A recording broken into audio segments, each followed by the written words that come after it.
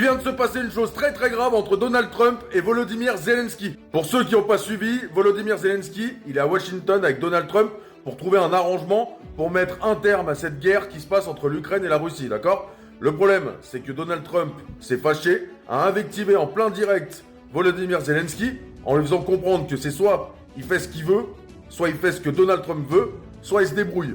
Alors ça va choquer personne parce que oui, effectivement, c'est Donald Trump et on a l'habitude qu'il parle comme ça et qu'il affirme ses convictions et ses positions. Le problème, c'est que notre cher président Emmanuel Macron s'est empressé de prendre la parole et a dit en direct sur les chaînes BFM TV, etc.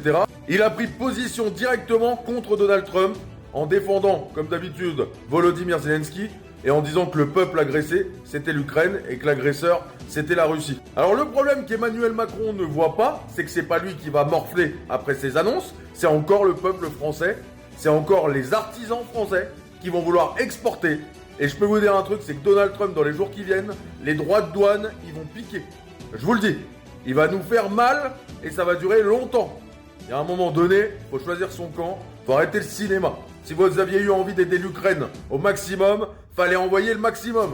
L'armée, etc., pour que ça se finisse. Vous avez envoyé le minimum, vous avez contribué au minimum, mais avec nos thunes, et vous avez fait durer la guerre. C'est ça qui s'est passé en vrai. Monsieur Macron, serait peut-être bien que vous pensiez aux intérêts du peuple français à un moment donné. Votre amitié avec Volodymyr Zelensky est magnifique, d'accord? Ça fait pleurer tout le monde. Par contre, en attendant, les Français, ils continuent de crever la dalle à cause de vos prises de position et de vos engagements sur un territoire, et je le répète, qui ne fait pas partie de l'OTAN. Moralement, c'est très bien d'y être allé, mais par contre, on n'avait pas à y aller, c'est comme ça. La politique, c'est pas du cœur en fait. Sinon, on sera en guerre dans tous les pays du monde.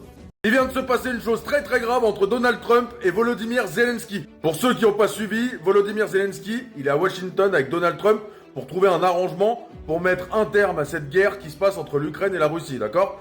Le problème, c'est que Donald Trump s'est fâché, a invectivé en plein direct Volodymyr Zelensky en lui faisant comprendre que c'est soit il fait ce qu'il veut, soit il fait ce que Donald Trump veut, soit il se débrouille.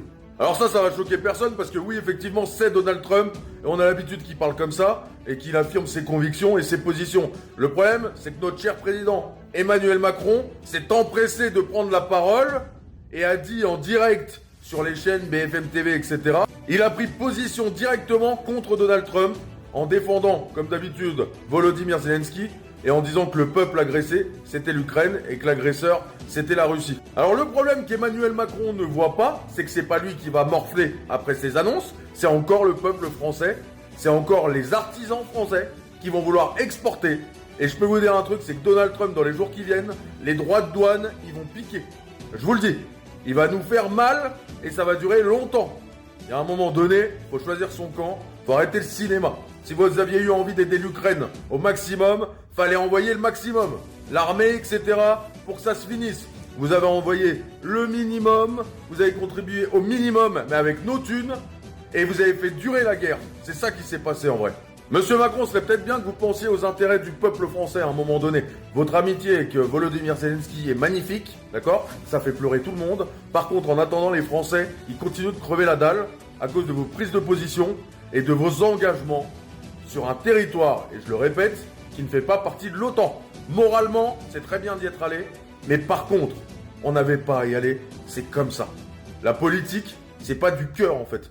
Sinon, on sera en guerre dans tous les pays du monde.